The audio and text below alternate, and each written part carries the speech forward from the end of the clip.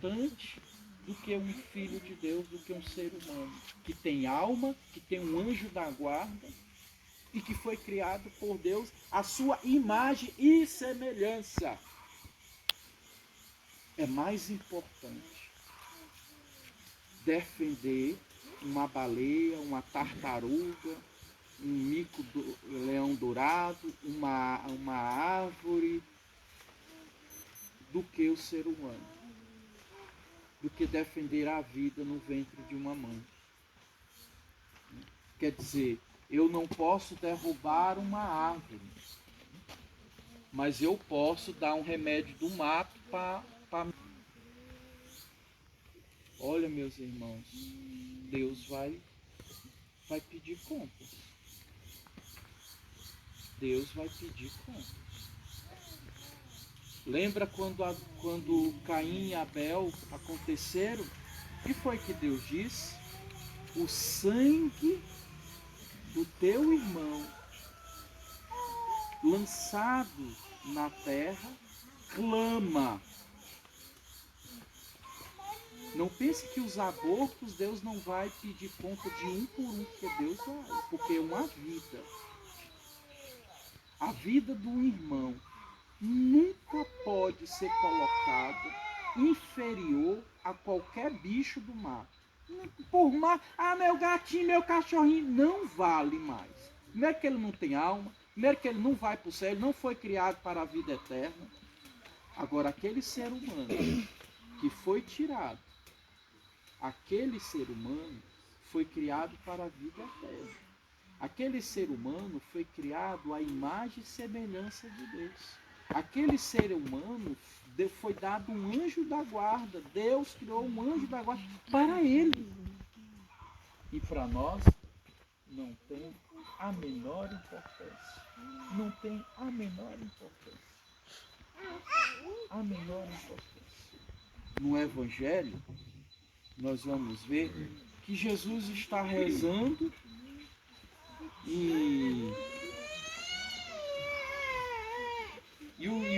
um dos discípulos diz: Senhor, ensina-nos a rezar, assim como João ensinou seus discípulos.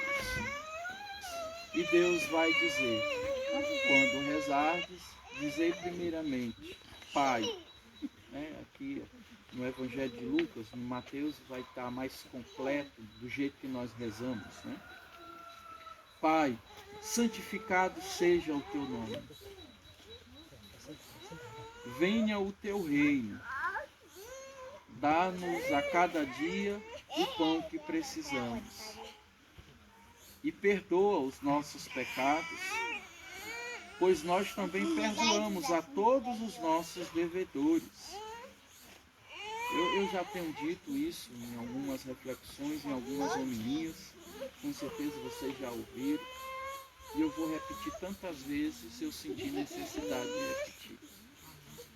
Que a oração do Pai Nosso é a oração que mais nos complica, que mais nos compromete. Porque nós damos direitos a Deus, claro que Deus é onipotente, tem todo direito, mas nós damos livre acesso a Deus, dizer: Senhor, me perdoa pelas minhas ofensas, mas olha, Senhor, não me perdoa de qualquer jeito não. Eu te digo, Senhor, tu deves me perdoar, mas tu deves me perdoar do mesmo jeito que eu perdoo. E a questão é que eu sempre pergunto: será se eu perdoo? Porque eu estou dizendo que se eu perdoo, eu estou dizendo que é para Deus me perdoar. Mas se eu não perdoo, eu também estou dizendo para Deus não me perdoar. Então, olha só, para Jonas é mais importante uma árvore do que 120 mil pessoas. Para Jonas é mais importante fugir da vontade de Deus do que fazer a vontade de Deus. E só para concluirmos, eu prometo que vou concluir mesmo. Só para concluirmos, A grande questão de Jonas é que Jonas pensava que quem ia converter o coração daquele povo era ele. Então ele olhou para a miséria dele, para a fraqueza dele. Meus irmãos, compreendamos. Quando Deus nos chama para um serviço na comunidade, na igreja, na família, quando Deus nos chama, a primeira coisa que Ele faz é nos capacitar. Deus não é irresponsável para te chamar, por exemplo, para a pastoral do batismo e não te dar a graça de coordenar. Deus não é irresponsável de te chamar, por exemplo, para servir na música na tua comunidade e não te dar a capacidade para ser músico. Deus não é irresponsável para te chamar para a coordenação da comunidade e não te dar a capacidade para coordenar. Deus não é irresponsável para te chamar para fazer uma tarefa, uma missão e não te dar a capacidade e a graça necessária. Deus não é irresponsável. Se Deus te chama, é porque primeiramente Ele está te capacitando. Porque Ele sabe que nós não somos nada. Ele sabe que nós não conseguimos nada sem a graça dele. Ele sabe. Por isso, quando Ele me chama, quando Ele chama você, quando Ele chama cada um de nós, primeiro Ele nos dá a graça. Nós é que não percebemos. Nós é que somos verdadeiros Tomés. Só acredito se vê. E você não vai ver. O grande problema é isso. Que corre o risco de você nunca servir a Deus. Porque se você for nessa história de que eu só vou quando eu ver, pois você não vai nunca. Porque você não vai ver a graça que é invisível na tua vida. Tu não vai ver a ação do Espírito Santo que é invisível na tua vida.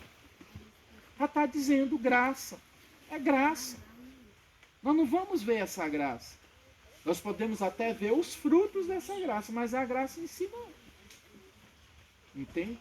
Então, nesse dia em que celebramos essa missa em ação de graça, pela graça recebida da água, mas também pela graça do dom da vida de cada um de nós, peçamos a Deus que Ele nos dê este coração atentos à sua voz, como em João 10, as ovelhas conhecem a minha voz, então nos dê coração de ovelhas, e ovelhas dele, que nos dê coração atentos à voz de Deus, um coração disponível a servir a Deus e aos irmãos, porque não existe servir a Deus sem servir o irmão.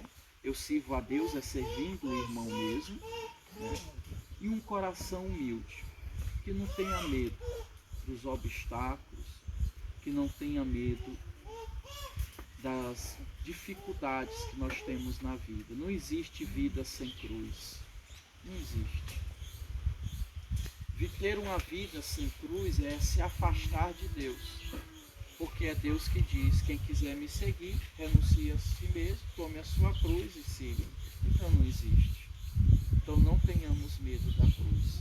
A cruz é para ser enfrentada por nós, não, por Deus.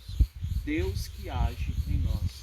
E como, para encerrar, como São Paulo em Gálatas 2:20, possamos dizer com a nossa vida, não só com palavras, mas com a nossa vida, que a nossa vida testemunhe, mais do que nossas palavras. Eu vivo, mas já não sou eu. É Cristo que vive em mim. Glória ao Pai, ao Filho e ao Espírito Santo.